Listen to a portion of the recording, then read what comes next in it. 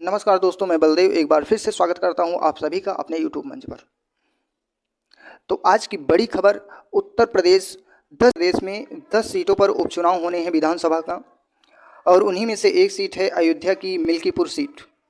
मिल्कीपुर विधानसभा seat पर चर्चा करेंगे, जातीय समीकरण बताएंगे, पक्ष विपक्ष का क्या तैयारी है, किस तरीके से वो बताएंगे।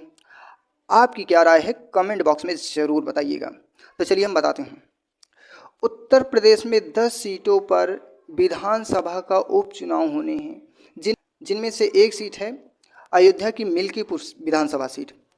इस सीट पर सभी की नज़र गड़ी है, पूरे देश की नज़र इस सीट पे है, क्योंकि ये अयोध्या की मिल्कीपुर सीट है।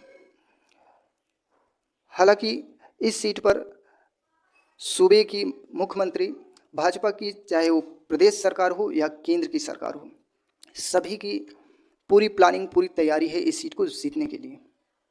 क्योंकि इस सीट को 2024 में लोकसभा चुनाव के दौरान भाजपा ने इस सीट को हारने के बाद भाजपा की पूरे देश में किस तरीके से किरकिरी हुई, ये आप सभी को पता होगा। क्योंकि अयोध्या सीट राम मंदिर निर्माण, जो अधूरा राम मंदिर निर्माण है, राम मंदिर निर्माण पूर्ण होने से पहले ही कहीं सड़कें बैठ रही हैं, कहीं वहाँ की छतें टपक रही हैं, रामलला जहाँ विराजमान हैं, कहीं वहाँ की बाउंड्रीज गिर रही हैं। तो ये सब उनका अधूरा एक पाखंड विकास को अयोध्या वासियों ने वहाँ से, अयोध्या सीट से सपा के अवधेश प्रसाद को जिताकर एक अच्छे दिशा निर्देश दिए हैं। अयोध्या सीट पर सपा के अवधेश प्रसाद जीतकर बीजेपी के बड़े बड़े नेता, यहाँ कह लीजिए बीजेपी की केंद्र की सरकार और प्रदेश सरकार पर जोर का तमाचा लगाया है। अब इस सीट पर जातीय समीकरण क्या है ये आप जान लीजिए। अयोध्या के मिल्कीपुर विधानसभा सीट का जातीय समीकरण ये है, पहले तो यहाँ से बीजेपी कभी जीती नहीं है, ज़्यादातर यहाँ से समाजवादी पार्टी या बसपा जीती, ज़्यादातर तो समाजवादी पार्टी जीती है। अगर पिछला रिकॉर्ड देखा जाए तो बीजेपी यहाँ से 1991 में एक बार जीती थी और 2017 में जीती थी, जब बीजेपी की लहर थी। यहाँ का जातीय समीकरण देखिए, किस जाति का सबसे ज़्यादा वोटर रहते हैं, तो यहाँ पे 65,000 वोटर हैं यादव। मिल्कीपुर विधानसभा में 65,000 यादव वोटर हैं। और दूसरे नंबर पे हैं पासी यहाँ 60,000 वोटर हैं, और ब्राह्मण यहाँ 50,000 वोटर हैं। 35,000 वोटर यहाँ पे मुसलमान हैं। अब यहाँ पे अवधेश प्रसाद के बेटे अजीत प्रसाद को यहाँ से सपा टिकट दे रही है।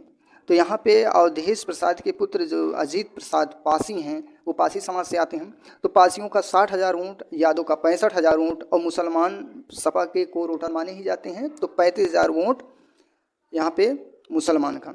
ये इतना ही मिला लो, बस हो गया काम, सपा यहाँ से विजयी हो जाएगी। लेकिन यहीं पे चौरसिया 15,000 वोटर हैं, और अन्य पिछड़े वर्ग के लोग भी सपा में थोड़े बहुत जाते हैं, थोड़े बहुत बीजेपी में जाते हैं, थोड़े बहुत बसपा में भी शिफ्ट करते हैं, वो बढ़ जाते हैं। अब यहाँ का जातीय समीकरण ये रहा, लेकिन यही कारण है कि यहाँ से बीजेपी कभी जीतती नहीं है। ये तो लहर थी 2017 में बीजेपी की, जो 2017 में अपना कैंडिडेट मिल्कीपुर विधानसभा से जिता ली थी, नहीं तो 1991 में एक बार जीती थी, उसके पहले भी हमें लगता है नहीं जीती कभी, यही 2 बार ये जीती। क्योंकि यहाँ का जातीय समीकरण कुछ और ही। देखिए यादव इतने हैं 65,000, और पासी को समाजवादी पार्टी ज़्यादातर यहाँ से टिकट देती है, तो पासी 60,000 वोट है। तो इन दोनों को मिला लीजिए तो 1,05,000 वोट ऐसे हो गए, और 35,000 मुसलमान का, तो 1,40,000 वोटर हैं। 1,40,000 वोटर में अगर 90,000 वोट पड़ जाते हैं इनको, तो हो जाता है काम। तो यहाँ का जातीय समीकरण ये है। तो आपकी क्या राय है कमेंट बॉक्स में लिख कर बताइए कि आपकी क्या राय है। यहाँ से समाजवादी भी नहीं है, लेकिन यहाँ समाजवादी पार्टी ये सीट निकाल पाएगी कि नहीं निकाल पाएगी, आप लोग कमेंट करिए। क्योंकि पिछला रिकॉर्ड यही कहता है कि यहाँ से समाजवादी पार्टी ज़रूर जीतेगी। आप लोग चैनल को हमारे ज़रूर सब्सक्राइब कीजिएगा। फिर मिलते हैं किसी दूसरी बड़ी खबर के लिए, तब तक के लिए जय हिंद।